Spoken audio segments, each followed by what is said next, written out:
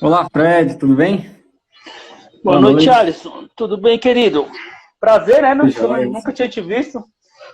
Hã? Só nos posts aí. Só nos posts, né? O pessoal fala, vou começar a postar umas fotos aí também para me fazer mais visto também. Tá certo. Vamos lá. Então, Boa noite, alegria. Boa noite, galera. Me dá um ok se seu áudio e vídeo tá ok aí, pessoal. Por favor, vocês estão vendo direitinho.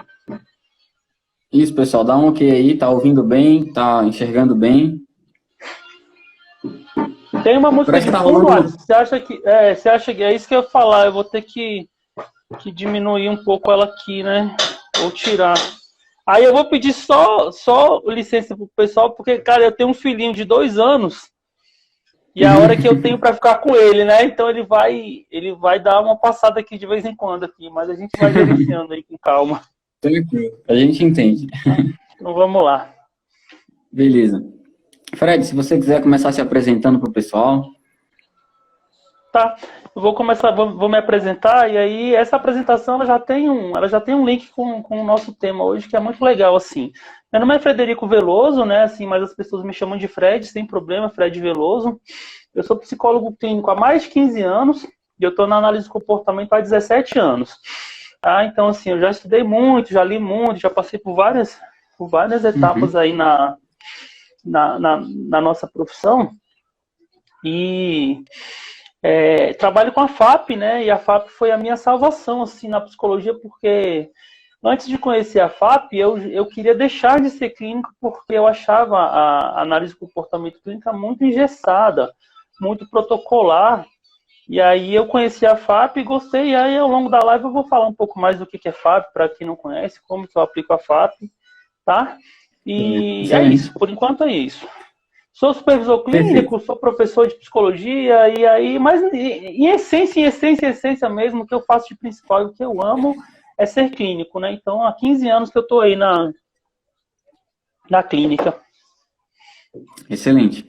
Eu desativei os comentários aqui para não ficar subindo e tampando o seu rosto, mas a gente Beleza? segue aqui no final, gente. A gente vai abrir os comentários para algumas perguntinhas, fiquem aí, tá? E depois, no final da live, segue lá o Fred, né? Fred Veloso, né? Depois a gente vai mandar aqui o arroba para o pessoal seguir. Tá, joia? Então, Valeu. hoje nós vamos falar sobre intervenções clínicas em casos de depressão, utilizando aí a FAP, como o Fred mencionou. E a primeira Uhum. pergunta que o pessoal faz, né, como uma forma de explanar assim, talvez o pessoal já até ouviu bastante sobre isso, o que é de fato a depressão? Tanto segundo o DSM e talvez o que é a depressão da análise do comportamento, tem diferença, como diagnostica isso? Tá. Beleza, Alisson, olha só. A depressão, ela é uma palavra que ela foi pegada e emprestada pela psiquiatria da geografia. Não sei se as pessoas sabem disso. E ela Uhum, significa depressão mesmo, assim. O que é depressão na geografia? É uma queda, né? É uma queda do relevo. sim, Então, assim, a depressão, sim. ela é um rebaixamento do humor. Ela é um rebaixamento do humor e é provocado por várias causas, enfim, e tem alguns critérios diagnósticos para ser pensados, né, como depressão. Quais são esses critérios? Assim, a gente pensa em pelo menos 5 critérios diagnósticos e que eles durem pelo menos 2 semanas para ser considerado depressão, dentro do que Uhum, é preconizado pela OMS, pela psiquiatria. Quais são esses, quais sim. são esses, quais são essas características que são chamadas de sintomas, né? Alteração de sono, mais ou menos sono, alteração de apetite, mais ou menos apetite, um desânimo, uma desmotivação, uma perda de sentido das atividades rotineiras, então aquelas atividades que você fazia com certa, né, facilidade, você perde o sentido nessas atividades. Em depressões mais profundas, a gente perde, as pessoas perdem o sentido em escovar dente, tomar banho e coisas muito mais básicas, né? Uhum, sim. Dificuldade de concentração é um fator muito importante da depressão. Assim, as pessoas relatam muita dificuldade de concentração. E o mais importante, assim, como é que eu pego de pista, assim, são os pensamentos, né, pessimistas e pensamentos de morte. Então, para quem está me ouvindo, que for trabalhar com a psicologia clínica, esse é um critério muito importante para a gente, porque ele sinaliza qual o nível de risco que o nosso cliente está inserido nesse momento, né? Que ele está deprimido, né? Então, é um rebaixamento do humor com essas características aí, com esses sintomas, isso seria a depressão. Para análise do comportamento, e aí, quer comentar, Alisson? Eu posso continuar? Não, pode continuar. Posso continuar? Para análise do comportamento, e aí, quando eu falei da minha apresentação, que eu já ia linkar com o nosso tema, quando eu comecei a estudar análise de comportamento na universidade, meus professores, a gente era proibido, literalmente mesmo, de pensar em diagnósticos. Por quê? Com os nomes depressão, ansiedade, bipolaridade, porque a gente tinha que treinar a identificar a contingência, a situação que aquela pessoa estava inserida, né? Então, o diagnóstico para análise do comportamento, na minha visão, ele é um fator secundário. Tanto que eu tenho uma palestra, Alisson, assim, que é muito legal. Na verdade, é um curso, assim, eu não estou mais oferecendo ele, depois eu vou até pensar em fazer ele novamente, que chama Transformando Queixas em Demandas. Que é você pegar um diagnóstico desse e fazer uma análise funcional, e esse é que é a diferencial da análise de comportamento, né? A gente pega uma depressão vinda de um encaminhamento psiquiátrico e tenta identificar em que condições aquela pessoa está inserida que está produzindo esse contexto que é chamado de depressão. Então, essa é a grande diferença, tá? Mas o diagnóstico hoje, né, assim, eu estou falando de 15 anos atrás, mas o diagnóstico hoje, ele facilita muito o diálogo entre o psicólogo e o psiquiatra. Né? Então, assim, eu tenho vários colegas psiquiatras que a gente trabalha junto, que a gente troca figurinhas assim sobre os casos e facilita muito. Mas eu não posso, como analista do comportamento, ficar preso só nessa sintomática. Eu tenho outras coisas para observar, que é o que eu vou falando aqui ao longo do nosso papo. Sim, você comentou sobre pensamentos de morte, a gente identificar o risco. Essa é uma prática que eu tenho, né? Quando eu pego pacientes que têm esse tipo de queixa, eu pergunto abertamente, você sofre corre algum risco hoje? E muitas das vezes a pessoa não assumiria no meio de uma conversa, e às vezes ela já pega e fala, olha, às vezes vai dizer que não, mas o jeito como ela reage também já diz muito sobre isso, né? Eu acho válido deixar isso claro, porque às vezes a pessoa se sente envergonhada de expor, e o pensamento de morte pode estar muito frequente, já pode estar até avançado, já com na ideação, no planejamento, escrevendo carta. Eu acho que a gente tem que... se a gente não fizer isso, a gente corre o risco até de ser negligente, né? Com uma pessoa que está sofrendo de depressão. Olha, se tu tocou num ponto, assim, que eu ia falar agora, você tirou as palavras da minha boca, assim, uma coisa que eu discrimino muito bem, que eu tento detalhar, é se a pessoa pensa, se é aquele pensamento que passa, né, assim, minha vida não vale mais nada, eu quero morrer, ou se a pessoa já planejou. Isso também é um fator muito importante a gente aprender a fazer muito cuidadosamente, assim, né, porque se a pessoa estiver planejando e tiver um desenho da coisa, a gente está num risco maior. Se ela estiver pensando esporadicamente, um pensamento, né, que a gente chama de pensamento respondente, que passa e vai embora, ele não, o risco é menor. Então, essa diferenciação é muito importante no caso da depressão. Tá? Sim. Aí você falou que quando você identifica alguns comportamentos, como é que você faz esse levantamento? Assim? Porque a gente sabe que a depressão, para algumas pessoas, age de uma forma, para outras de outra. A nível de levantamento de informações de análise, né? Você chegou alguém e disse que é depressão. Como é que você transforma isso nessa demanda, como foi a forma que você colocou? Aí, muito legal a tua pergunta, cara, porque essa é a parte que eu mais gosto, assim, de pensar. A primeira pergunta é, o que é a sua depressão? O Skinner tinha uma frase que eu gosto muito, que é uma frase que é muito negligenciada hoje, que ele falava assim, não descarte a unicidade do organismo para uma análise funcional do comportamento efetiva. A gente transpondo essa frase dele para a clínica, o que a gente quer? O que ele quis dizer com isso, né? Assim, com essa parte filosófica que a gente transpõe para a clínica. Cada pessoa é um organismo único nesse mundo, né? Então, as características vão ser muito individuais. Então, essa pessoa vai me relatar o que acontece com ela. E através desse relato, eu não vou ficar procurando, né, por exemplo, só as sintomáticas. Tá dormindo, eu vou fazer esse levantamento atual, né, obviamente diagnóstico, para saber se a gente está tratando né, da profundidade do caso, mas o trabalho que eu, como analista de comportamento, faço fazer a análise funcional. Então eu vou atrás dos dados que vão completar. Para quem não sabe o que é análise funcional, não sei se todo mundo que está conversando com a gente é análise do comportamento, é a nossa fórmula de análise, né? A gente tem uma forma de análise que ela é bem embasada, ela é bem trabalhada, então a gente tem um cerne de análise. Então, por exemplo, eu vou te dar assim, alguns exemplos do que é chamado de depressão, mas que são contingências totalmente diferentes. Por exemplo, uma pessoa que está numa condição de extinção. No final do processo de extinção, ela está se comportando, e o comportamento dela não produz efeito. Por exemplo, está procurando emprego, procurando um namorado, procura, uma hora ela vai parar.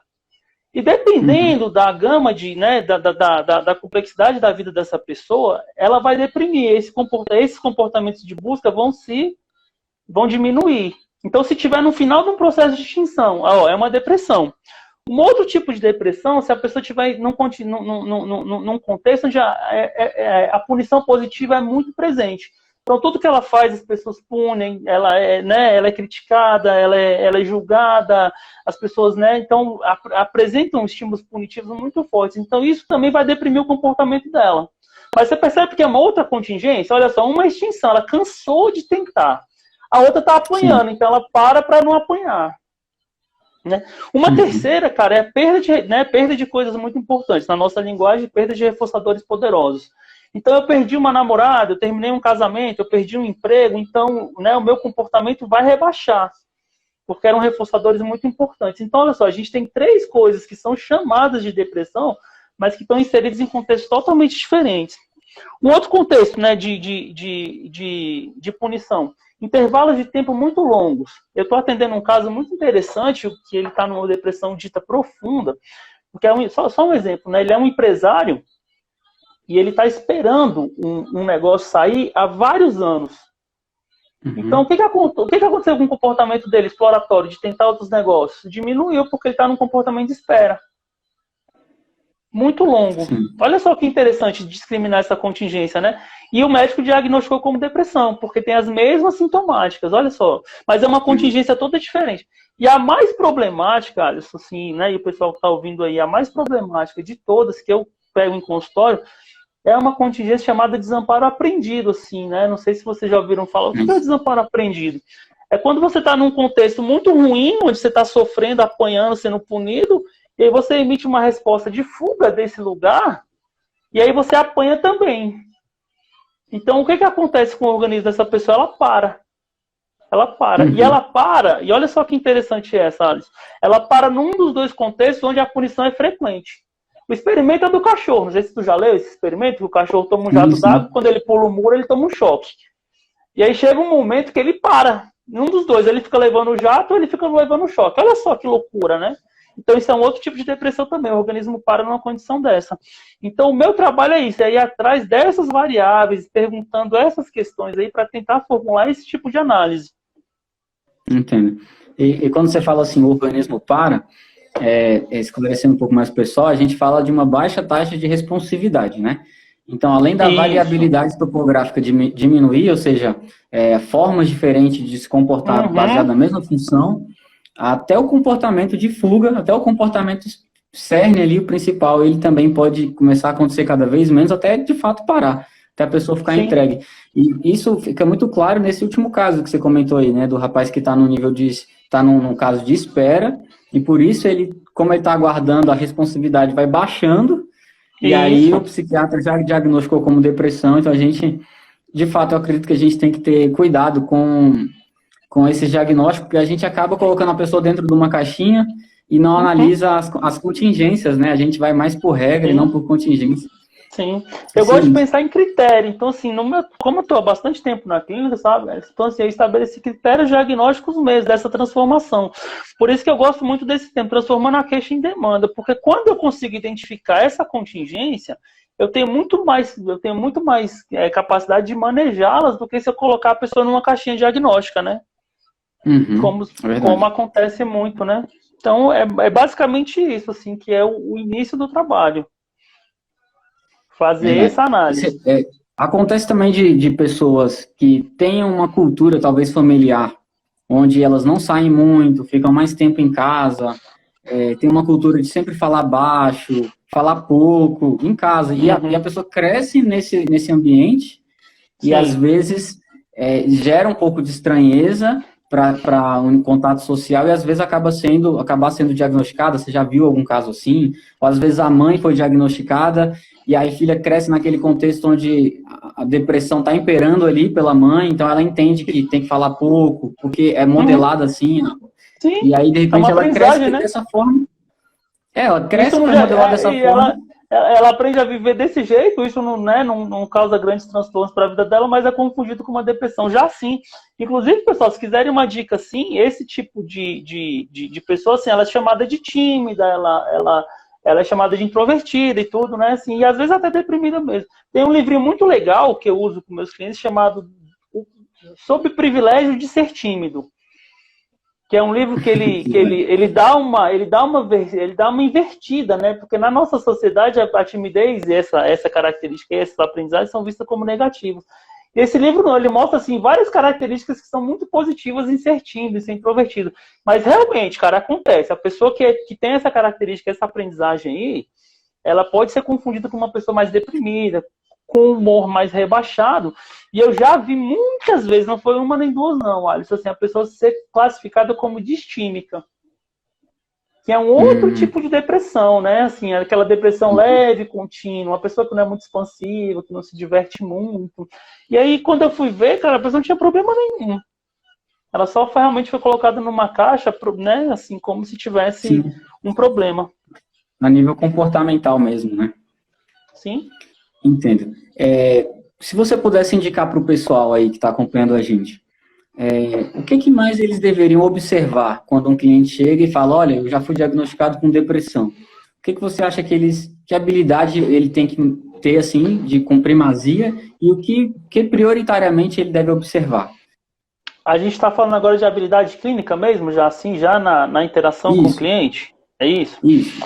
Uhum. Assim, aí puxando já, né, por passardinha da FAP, assim, a primeira intervenção e o cerne da terapia baseada na FAP, é a relação terapêutica, né? Então a primeira coisa, antes de qualquer coisa, a gente vai procurar formar um vínculo, né? Como a Einstein falava assim, criar uma relação poderosa e curativa. Como é que isso é feito, né, no consultório? Assim, a principal característica é a audiência não punitiva. O que é a audiência não punitiva, Anderson? Sabe? Com certeza Sim, sabe, né? sim. A audiência não punitiva é ter o cliente chegar para você e falar assim, olha, Fred, ontem eu matei meu vizinho. E eu falar assim, e aí, cara, como é que foi isso para você? Né? Esse é o extremo da audiência não punitiva, né? Então eu vou Sim. acolher essa pessoa, eu vou deixá-la confortável, eu vou, né, eu vou apoiá-la, eu não gosto da palavra empático, porque ela gera bastante controvérsia. Mas eu vou ter comportamentos Sim. empáticos, né? E aí, a partir da vinculação, e aí tem uns critérios, né, dentro da FAP, que se as pessoas quiserem ler para a gente perceber se esse vínculo está sendo feito, não está sendo feito. A partir daí, a segunda habilidade mais importante é essa habilidade analítica. Para eu já não tentar intervir.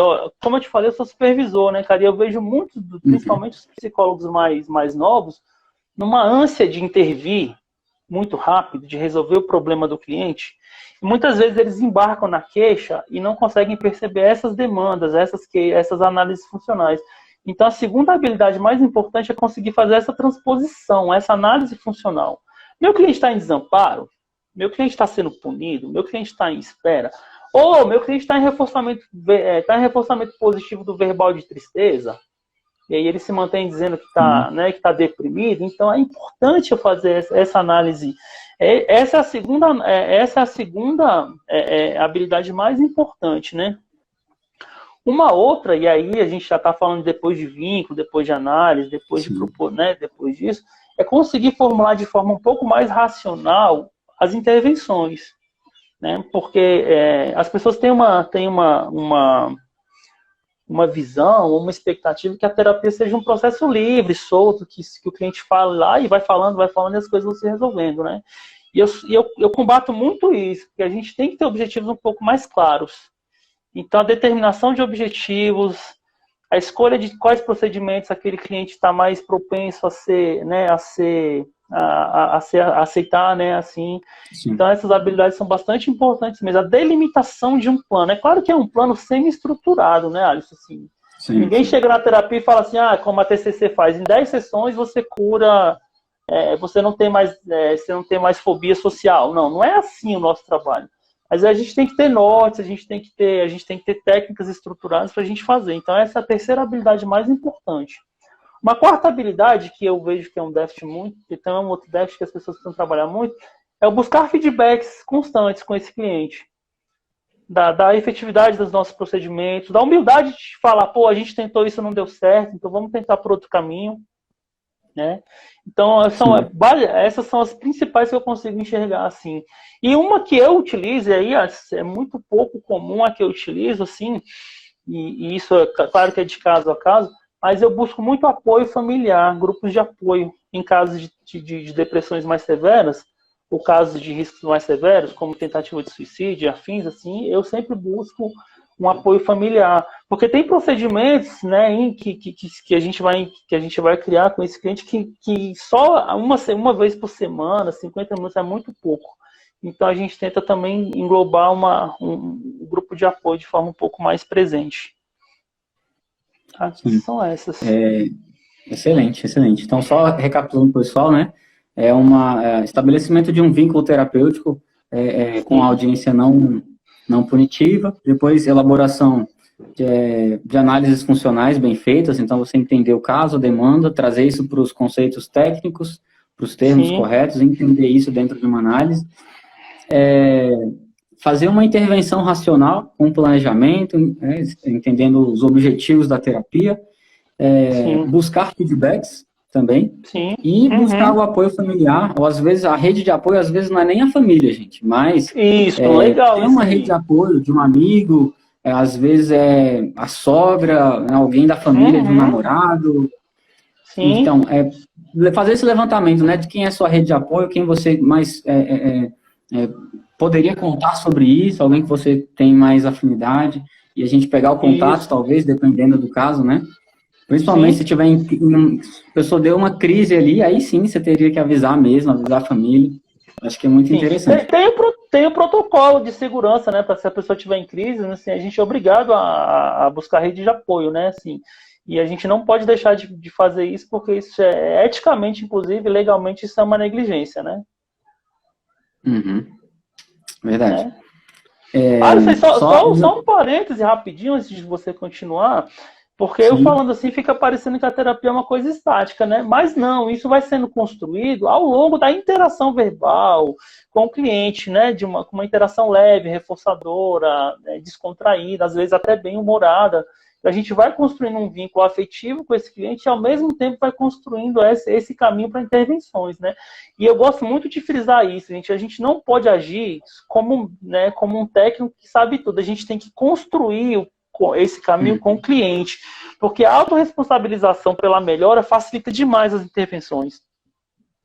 Sim, excelente. E depois acho que a gente podia até gravar uma live também a respeito de audiência, que além de ser não punitiva, a audiência é um SD para o comportamento verbal, né? Então, se na entrevista a pessoa seria muito legal, cara. Eu adoro essa disciplina, entrevista clínica. E falar sobre audiência, para mim, é muito legal. Se tu quiser, depois a gente pode combinar sim. Porque, assim, às vezes até as perguntas, na verdade, vão discriminar o que o seu cliente vai estar falando, para onde ele vai estar levando. Se você só pergunta sobre determinado assunto e reforça só esse assunto, você falou uma coisa que às vezes o pessoal tem muita dificuldade de identificar, que às vezes a pessoa que está sendo muito reforçada positivamente pela fala do eu não estou bem. Sim. Porque geralmente quando a pessoa não tá bem e ela fala, geralmente as pessoas tendem a falar, não, mas vai dar tudo certo, não, mas calma, se você precisar de ajuda, me liga. Você teria alguma dica para dar para o pessoal, assim, para tentar identificar quando realmente é um desamparo aprendido ou quando realmente é só um comportamento que está sendo reforçado de maneira diferenciada? Sim, tem. E aí, assim, isso daria uma outra live, né? Assim, de técnicas de entrevista que eu achei legal. A gente pode pensar nisso. A primeira de todas é você construir repertórios de entrevista e de questionamentos abertos. Porque, por exemplo, a pessoa pode... Como acontece muito, eu estou deprimido, Fred. Mas a pessoa vai à academia, a pessoa tem namorado, a pessoa vai ao bar, mas ela está deprimida na hora de trabalhar. Então ela tá com atestado de afastamento do trabalho. Então você não precisa ir diretamente, você vai colhendo essas informações. Pô, eu estou deprimido, mas eu acordo cedo, assisto série, almoço, durmo à tarde, converso com as pessoas, mas, putz, para estudar para o concurso eu estou deprimido. Entendeu? Então, assim, ou então, putz, eu tenho uma pobreza verbal, assim, eu não consigo me relacionar muito, e aí eu falo que estou triste, aí as pessoas me dão atenção, então eu fico ali lamuriando, mas eu estou dormindo bem, estou comendo bem, então esses critérios diagnósticos a gente vai comparando ele, né? Mas como eu falei, de uma forma leve, de uma forma construída com o cliente. Então a dica é essa, é fazer uma análise e uma busca, não, claro, não diretiva de informações que você vai poder colocar nessa análise.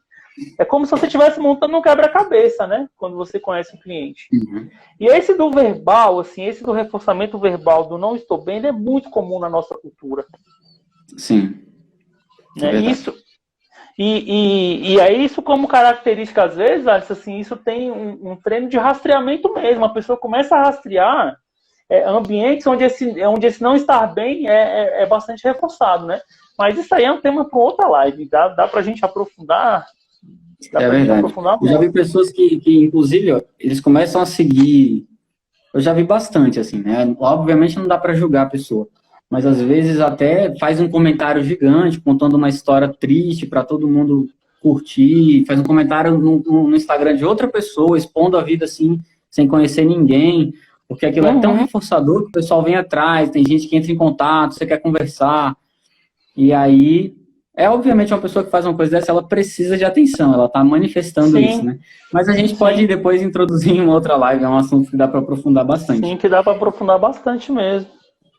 Então, pessoal, a gente está vendo aqui, né, o que é a depressão. O Fred trouxe para a gente, segundo o DSM, conceitos, critérios, né, como é que a gente entende isso na análise do comportamento, e trouxe aí 4, 5 casos diferentes de depressão, inclusive trouxe o desamparo aprendido.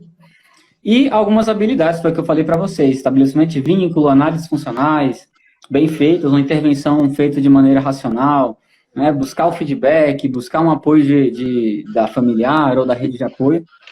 E aí, eu queria pedir, você que está aí no meio da live, ó, clica nesse aviãozinho que está aqui embaixo, manda para os seus amigos, dá para compartilhar agora ainda, manda rapidinho e volta, tá joia? E aí, Fred, eu queria... Assim, nos seus casos, né, você falou que utiliza a FAP. Existem técnicas prontas que as pessoas podem utilizar em alguns casos, ou você acha que a pessoa tem que elaborar técnicas de acordo com a análise que fez? Então, aí a gente tem uma gama, e depois da análise funcional, o que eu mais gosto, e aí eu vou recuperar um professor que eu tive, Marcelo Betti, que ele nem tá mais aqui com a gente, ele faleceu, mas ele falava assim, não importa muito a coisa, mas o que você vai fazer com a coisa. Essa frase ela é muito legal, que então assim, ele usava técnicas, por exemplo, da psicanálise, dentro de um contexto funcional, entende? Então isso vai depender muito. Mas né, assim, o que é mais utilizado no consultório? Depois eu vou falar da criação, mas assim, o que é mais utilizado assim, né? Eu gosto muito de pensar na relação terapêutica como o principal veículo. Então eu vou modificando, ajudando o cliente a desenvolver um outro repertório verbal na relação comigo. Por exemplo, um cliente que está sempre se queixando, a gente vai extinguindo, dando modelo, falando de outras coisas, para ele desenvolver e reforçando um outro verbal, para ver se isso vai se generalizando naturalmente, ele vai rastreando outro tipo de pessoa para conversar. Né? Para que esse verbal de queixoso diminua, para que a gente tenha tempo de pensar em estratégias de modificação. Por exemplo, você perde uma namorada muito importante, aí você fica lamuriando essa namorada. A gente começa a diminuir esse repertório de lamúria e desenvolvendo uma outra forma de falar. Por quê? Porque se ele encontrar uma pessoa que converse de outro jeito, isso pode linkar lá fora, né? Pode ser reforçado, o termo reforçar, e ele pode começar a rastrear outro tipo de ambiente e não ficar nessa lamúria. Então ele pode ser convidado para uma festa, para um cinema. E aí isso vai ampliando o repertório dele. Então, o principal veículo da FAP é essa modificação do verbal. A gente entende essa função verbal, e aí quem quiser estudar o comportamento verbal de forma mais aprofundada faz muita diferença. Esse cliente faz muitos mandos disfarçados, ele fala de forma indireta, ele pede as coisas sem pedir, ele faz mais status. Então, a gente faz uma análise do comportamento verbal, e infelizmente eu não tenho tempo aqui de aprofundar isso, mas isso é bem criterioso na FAP, assim, a gente vai tentando fazer essa modificação verbal, e eu, Alisson, com a minha experiência clínica, eu selecionei alguns procedimentos que são muito eficazes para depressão. Por exemplo, DRO. O que é DRO? Né? DRO é reforçamento de outras respostas. Por exemplo, a pessoa está lá deitada o dia inteiro, as pessoas enchendo o saco dela para ela levantar e ela não levanta. Eu descubro que essa pessoa gosta de jogar videogame. Na relação terapêutica, eu vou falar um pouco de jogar videogame, eu vou aprender um pouco sobre o que ela gosta e vou sugerir que ela jogue videogame. Olha só, jogar videogame é uma outra resposta a ficar deitado. Então, isso pode gerar um reforçamento. DRO é legal. DRI, resposta é um outro procedimento. O que é o DRI? É o reforçamento de respostas incompatíveis. E é isso que eu estava falando. A pessoa vai lá muriando e a gente vai reforçando outro tipo de fala. A pessoa fica o dia inteiro em casa e a gente cria uma estratégia para tentar ajudá-la a procurar reforçamento quando ela fizer uma caminhada, por exemplo. Ou, sei lá, ir à padaria, se dependendo do caso. E o WhatsApp hoje ele facilita muito isso, porque eu posso pedir para o meu cliente falar, se você conseguir fala comigo na hora, que assim que eu puder eu te respondo. Então eu vou estar reforçando uma resposta incompatível. Tá? O DRH é uma coisa que eu uso assim, num estágio diferente, que eu vou fazendo reforçamento de alta frequência. Então, o cara joga cada vez mais videogame. E aí a gente vai criando estratégias para reforçar. Isso aí é muito legal. A mais comum, que é a ativação comportamental, e aí tem vários artigos, vários textos aí para quem quiser ler, mas eu vou fazer uma ressalva da ativação comportamental. O que é a ativação comportamental? É você ir progressivamente aumentando a exigência de forma bem resumida, tá, pessoal? Assim, tem muitos artigos aí, mas é você ir aumentando gradativamente a dificuldade, a exigência do comportamento. Então, sei lá, ele levanta da cama 3 dias. Daqui a pouco ele tem que levantar e escovar o dente. Ele tem que levantar, escovar o dente e tomar banho. Levantar, escovar o dente, tomar banho e vestir uma roupa. Levantar, escovar o dente e vestir uma roupa e ir à padaria. Qual que é a minha ressalva? E aí eu vejo que muitas das ativações comportamentais, elas ficam sob o reforçamento do terapeuta por um tempo e depois não fazem efeito, ou elas não surtem efeito, porque o terapeuta ele tem que buscar o repertório prévio do cliente. O que esse cliente fazia antes de deprimir? Ele lia gibi. Opa, então agora você vai ler gibi. Agora você vai ler gibi e vai me contar a história. Cara, esse cliente gostava de ir à biblioteca. Opa, então vamos tentar ir à biblioteca. Esse cliente gostava de ver filme e não está vendo filme. Então, opa, agora ele vai ver filme. Agora ele vai ver filme e vai comentar comigo. Agora ele vai chamar um amigo para comentar, para ver filme. Entende? Então, a gente vai buscando um repertório prévio do cliente. Isso é muito importante, né? E a ativação comportamental, ela tem essa facilidade, mas ela tem esse risco. Se você fizer ele mais de forma não criteriosa, ele vai gerar um resultado inverso. Né?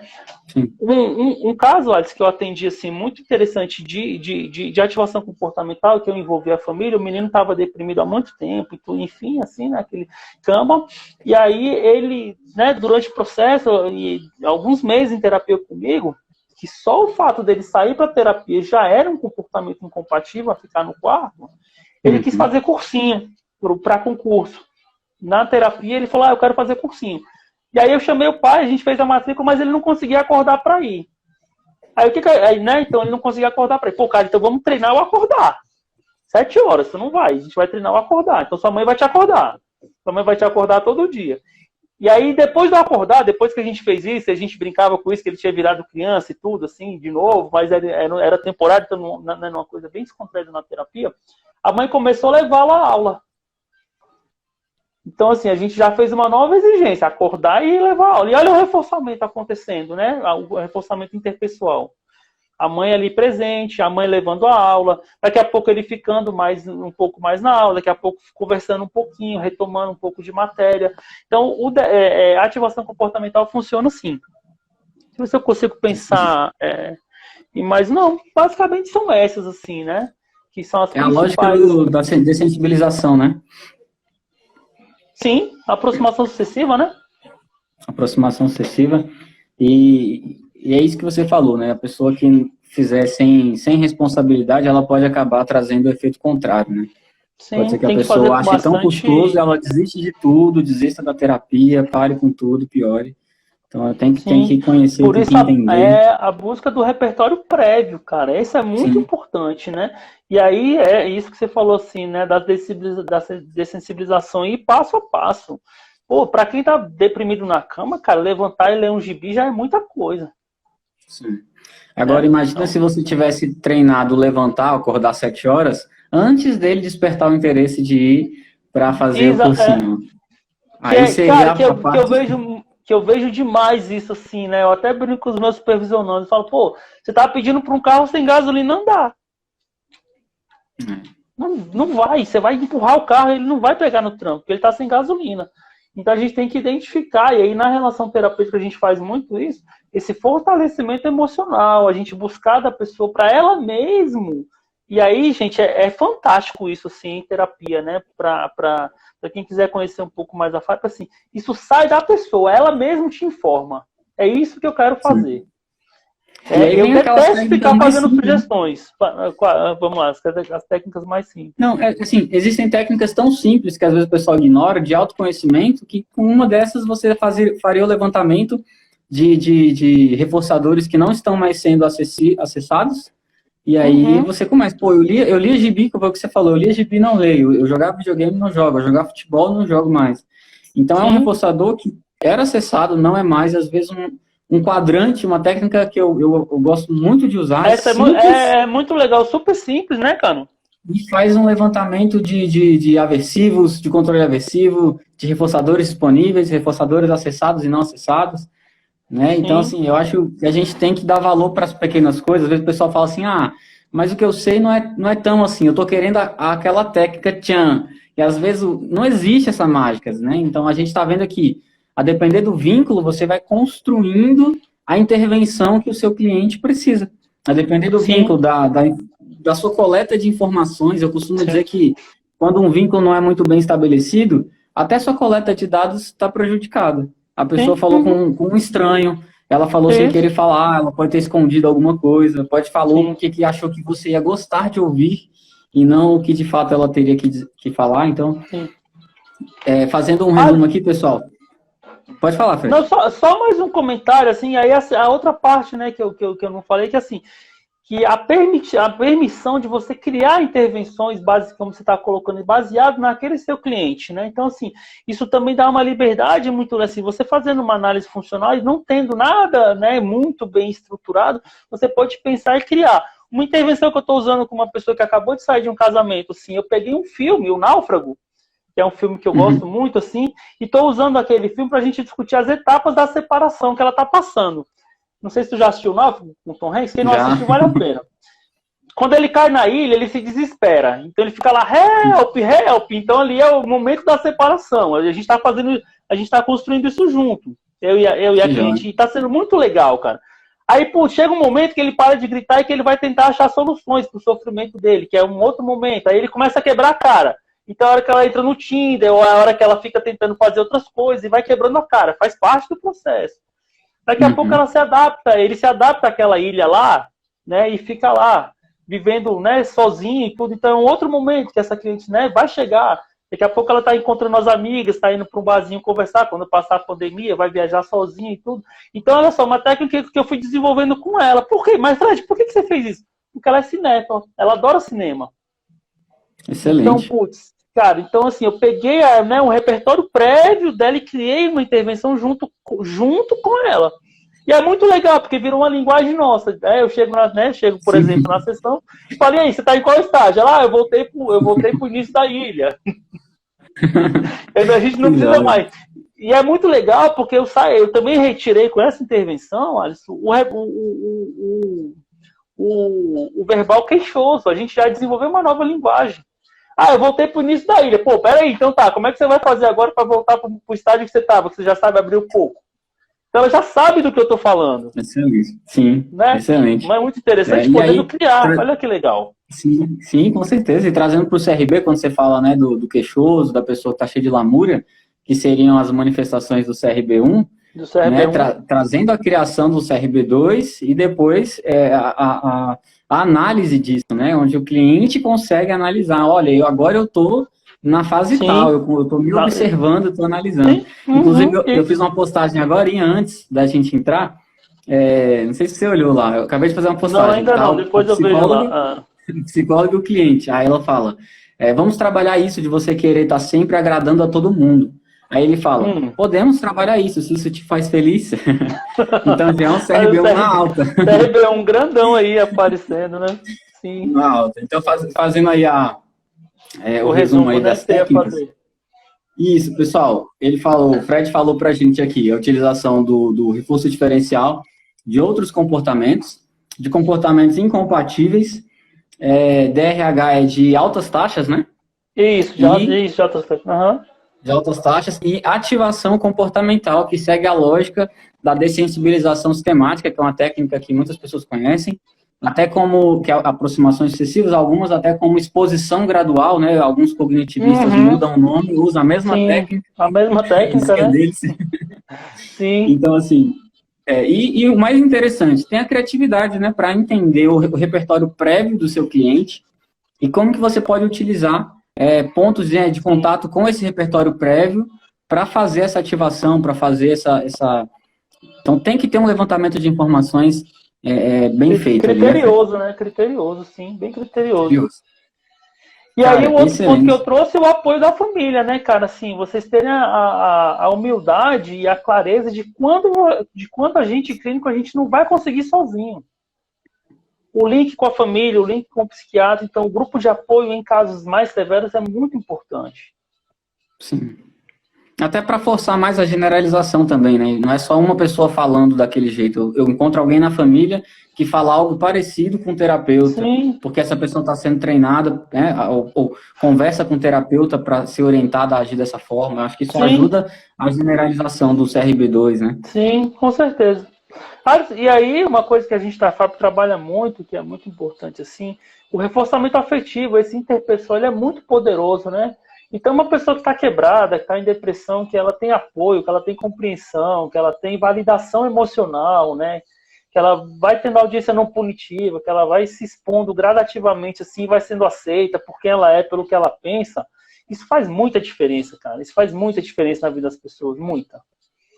Então, esse é um acréscimo muito importante da FAP, assim. Né? Esse reforçamento interpessoal é muito importante. Sim. Eu estava vendo um vídeo esses dias com o professor Tamuia, não sei se você conhece ele, inclusive amanhã eu vou estar aqui entrevistando ele. Não, né, com intervenções a respeito então, vou conhecê-lo amanhã, então. Excelente. E ele fala assim, o ser humano, então. Ele falou bem assim, o ser humano tem que parar de fingir que não é carente, e fingir que não quer atenção. A gente precisa disso. Genial, né? Então, isso é às vezes níveis, né? Então, assim, é igual você colocou, a pessoa quando ela precisa disso, porque, na verdade, todos nós precisamos, só que a gente está em variação ali, né, de saciação, de privação, pouco tempo de privado, pouco tempo saciado, e uma pessoa num estado desse provavelmente está com uma privação muito grande, né, está muito tempo sem esse tipo de reforçamento. E isso, pô, muito legal, eu vou assistir essa live sim, porque... Cara, essa intervenção é poderosíssima, assim, a gente, eu falo para os meus alunos, para os supervisionandos, e brinco muito, assim, que a gente só está vivo hoje porque alguém reconheceu a nossa existência, que foi a mamãe, ela reconheceu a gente lá, olhou para a gente e deu o peito, né? Então, o reconhecimento, a validação, a compreensão, o apoio ali, afetivo, ele é um reforçador poderosíssimo. Ele faz grandes mudanças mesmo nesses quadros de depressão, assim. E todos nós precisamos. Cara, quem nunca ficou feliz com aquele olhar daquela pessoa amada? Quem nunca ficou feliz com aquele sorriso da pessoa que, né? Então, assim, são reforçadores interpessoais, são poderosíssimos. É verdade. Às vezes até uma curtida a pessoa fica feliz, né? Sim. Nas redes sociais. Inclusive, o Facebook está ficando bilionário cada vez mais porque ele descobriu isso, né? Que o reconhecimento é o reforçador mais poderoso que existe. Excelente. Fred, cara, eu quero te agradecer muito por essa entrevista. Obrigado porque você está aqui agregando valor, conhecimento para todos nós. Ó, estamos aí com Legal, 87 cara. pessoas agora. Fora o pessoal que Bacana, né, assistiu cara? mais no início, o pessoal que vai ver depois também. Cara, muito Uhum. bom isso. Legal. Foi um tempo muito enriquecedor. E quero aproveitar e avisar o pessoal que está aqui. A gente está fazendo essa série de lives, tá? Como um aquecimento para a nossa maratona comportamental. Então, a gente vai pegar aí uma semana para focar nesse tema de aprender a atender todos os casos na clínica analítica comportamental de forma segura, né? As pessoas que eu vejo que falta muita segurança para fazer atendimento, às vezes poderia ter a criatividade de indicar um filme e trabalhar melhor, mas se sente tão seguro, acha que não está fazendo direito, ou até mesmo aprender técnicas novas. Então, pessoal, acompanha a gente aí, amanhã, 8 horas, eu vou estar entrevistando o professor Tamuia, né? Ele é indígena, analista do comportamento, é professor da Pô, que UFAL, lá de legal, cara. Alagoas. E terça-feira que vem vou estar entrevistando a Ana Karina de Farias. É, Né? Ela vai falar. eu amo a Karina, super minha amiga. Ela é muito boa, gente. Assistam mesmo, cara. Ela é muito boa, me deu aula também. E na outra terça-feira, o João Marçal, ele vai estar aí com a gente, presidente da Legal. BPMC. Gente, Sim, essa bacana, hein? série de lives está sendo muito interessante. O Fred Bastante abriu aí pra rica. gente. E acredito que continue sendo assim. Espero que continue sendo tão rica quanto foi a aula de hoje. Cara, muito obrigado. E depois Valeu, vamos foi pensar muito em uma gostoso. próxima live aí sobre entrevista Vamos sim, vamos clínica, falar sobre entrevista, vamos transformando. falar sobre a audiência aí. E depois a gente pode falar de transformando queixas em demandas, que é um tema muito rico, Sim, cara. Eu já dei esse curso várias muito. vezes, já dei aqui em Brasília, já dei fora, assim, e é um tema muito legal.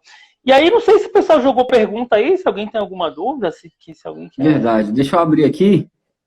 Inclusive, se você conseguir mandar aí o seu Instagram para o pessoal seguir, manda aí embaixo, gente, se você quiser conhecer mais o trabalho do Fred. Como é que eu mando isso aí? Eu sou bem leigo nesse negócio aqui, cara. Pedir Arroba supervisão para Fred, ele. É só escrever aí. Fred Pessoal, Veloso, eu se acho que tiver é isso. pergunta sobre intervenção clínica de depressão, essa é a hora. Pode mandar aí Vamos sua lá. pergunta. Se alguém quiser perguntar, fica bem à vontade aí. Aí, o Fred mandou, é Fred Veloso. Arroba Fred Veloso. Muito boa aula de hoje, parabéns. Se alguém Legal, tiver dúvida, pode obrigado. mandar. DRH, a pessoa perguntou o que é o DRH, né? É o reforçamento Uhum. diferencial de alta frequência, tá? O que isso quer dizer? Que você vai liberando o reforçador cada vez com uma taxa de resposta cada vez mais alta. Então, 5-1, 6-1, 7-1, 8-1, 9-1, 10-1, 20-1, 30-1.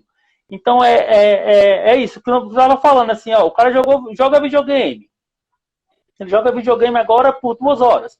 Joga videogame por 3 horas. É que eu estou pegando um exemplo do videogame, que é um exemplo bem, Uhum. bem, bem simples, né? Mas no consultório, por exemplo, a pessoa ela começou a falar um pouquinho de forma mais assertiva. Aí eu dou audiência, eu reforço, eu pergunto. Aí da próxima vez ela precisa falar um pouco mais, aí eu vou reforçando. Então, assim, eu vou trabalhando sempre o aumento da taxa de resposta. Sim. Eu já vi gente utilizando isso até para uma pessoa que fala muito devagar, conseguir falar um pouco mais Sim, fala um rápido. pouco É mais muito rápido. interessante. Tem um tratamento para gagueira com essa técnica, muito legal. Que o Gold Diamond fazia. Quem quiser procurar, cara, muito interessante. A Ó, pessoa a pessoa falava uma perguntou palavra aqui. por minuto, depois falava 2 palavras por minuto, depois 3 palavras por minuto, e vai aumentando, assim, até aprender a falar. Excelente, muito bom. Uma pessoa perguntou aqui, uma pessoa deprimida, qual seria o maior foco? Eu acho que seria assim, o objetivo terapêutico, né? Tá. Quem perguntou como é o nome da pessoa? Tu sabe, consegue ver aí? Tá Não, né? DD 10 mais, não dá para saber o Então nome. tá, não sei o nome, mas eu gostei da pergunta. Cara, aí eu vou voltar pro início da live. Eu não posso te falar qual que é o principal foco, não sabendo qual que é a contingência que essa pessoa está inserida. Por exemplo, essa pessoa está num contexto de punição punitiva constante, está parada. Eu vou ensinar ela a fugir desse contexto. Comportamento de fuga. Ela está num Uhum. comportamento de espera muito longo, então eu vou ensinar ela a procurar outros reforçadores enquanto esse reforçador poderoso não chega. Então, ela tá num contexto de extinção, onde ela já parou. Então, a gente vai identificar qual que é o reforçador crítico que ela perdeu e a gente vai ver se tem uma possibilidade de achar outro ambiente para ela procurar esse mesmo reforçador ou ir buscando reforçadores menos poderosos até o comportamento dela se ativar de novo. Então, a análise contingencial é muito importante. Ela que vai determinar qual intervenção. Sim. Ela está no comportamento de ela tá numa contingência de desamparo. E aí, ela tá sendo punida no trabalho e em casa. Então a gente vai ter que achar um outro ambiente, um terceiro ambiente, para que ela saia desse contexto de punição, para que o comportamento dela volte a ser ativado. Então vai depender da análise. Entendi. Eu vou, para a gente não prolongar muito, eu vou pegar essas duas últimas perguntas aqui, Fred. Envia lá no meu direct. Não, tu vai ler? Pode enviar no meu direct também, mas depois, pode ler. Gente, segue o Fred lá. É Fred Veloso, e você quiser tirar dúvida com ele depois, sem problema. E para cá a gente vai encerrar com essas duas, tá? Tá. Uma pessoa pediu para você explicar melhor sobre o CRB 1, 2 e 3. Uau! CRB1, rapidinho, tá, cara? CRB1 é o comportamento problema do cliente que vai acontecer na relação terapêutica. Tá? Por exemplo, ele é uma pessoa altamente antissocial e ela vai chegar atrasado na sessão, só vai chegar atrasado. É uma pessoa tímida, então ela vai demorar a falar, começar a falar na sessão. É uma pessoa inassertiva, ela vai falar sempre na terceira pessoa, nunca na primeira pessoa. Então, esse é o CRB1. O comportamento CRB2 é o comportamento que vai concorrer com esse CRB1. Seria a evolução desse comportamento, mas não é isso, né? Assim, a gente não evolui o comportamento, a gente desenvolve novas respostas. Então, a pessoa inassertiva vai começar a falar no eu. Essa pessoa antissocial vai começar a chegar no horário da sessão. E o CRB3 é ela mesmo fazendo análise. Ela vai falar assim, Fred, poxa, eu chegava atrasado aqui na sessão porque eu sou tímido. Eu tinha muito medo de você me julgar. Poxa, Fred, entende? Então, assim, ela própria começa a fazer uma análise do próprio comportamento. Então, de forma bem corrida, é isso. Excelente, excelente. E a última é da Aline Albuquerque. Falaram da questão do grupo de apoio, mas e quando o paciente tem resistência e, inclusive, não quer nem envolvimento da família, dos amigos no processo terapêutico? Tem alguma dica, alguma técnica específica? Excelente pergunta. Eu ia conversar com esse cliente descobrindo qual que é a grande dificuldade. Olha só, ele já me dá uma pista aí de um repertório pobre interpessoal. Então, eu faria análise aí de qual que é a dificuldade interpessoal desse cliente, quais são os déficits dele e ia desenvolver na relação comigo. E talvez fortalecê-lo para enfrentar essa família que ele está correndo, fortalecê-lo para enfrentar, né, ou até achar outros grupos mais reforçadores. Exemplo rapidinho que eu lembrei agora, um cara que, um cliente meu que era, ele gostava de coisas muito particulares, coisas japonesas. E ele estava numa família que punia isso, a escola não aceitava isso, então eu comecei a ajudá-lo a achar ambientes, pessoas que ele poderia conversar sobre esses assuntos. Sobre os cosplays, então percebeu? Assim, então, ele foge porque ele vai ser punido. Então, se a gente achar um ambiente mais reforçador, ou comportamento de enfrentamento, a gente resolve isso. De forma bem resumida também, galera. Volta um pouco da rede de apoio, né? Às vezes não quer a família, porque a família é punitiva, mas tem pessoas que gostariam de ter envolvido ali. Sim, próximo. E por aí vai. Pessoal, muito bom a presença de vocês aqui. Fred, obrigado mais uma vez. Foi muito legal. Valeu, foi muito legal. Valeu, cara. Depois a gente combina. Pessoal, segue o Fred lá. Se tiver dúvida, manda no direct. Dá trabalho vai lá no direct. Perturba lá. Fique à vontade. E siga lá também o Psicologia Comportamental 1 aqui. Se inscreva para a nossa Maratona Comportamental. Aprenda a atender todos os casos de forma segura. A gente vai trabalhar isso nos dias 15, 17 e 19, agora de junho. Clica lá no link da bio aqui e faça a sua inscrição. E não perca as próximas lives. Amanhã, aqui, 20 horas, também, o professor Tamuia. Semana que vem tem live, na outra semana tem live, depois tem live também. Vamos trabalhar isso. Vai ficar salvo aí no seu perfil? Eu vou... Na verdade, eu não sei. Eu vou deixar salvo aqui, provavelmente, só até amanhã. Mas se você quiser, eu te mando depois. Só para eu colocar um linkzinho lá no meu perfil para a galera ver, quem quiser. Perfeito. Valeu. Até amanhã. Então valeu, é isso, cara. gente. Grande abraço. Um abração. Se Até a live de amanhã.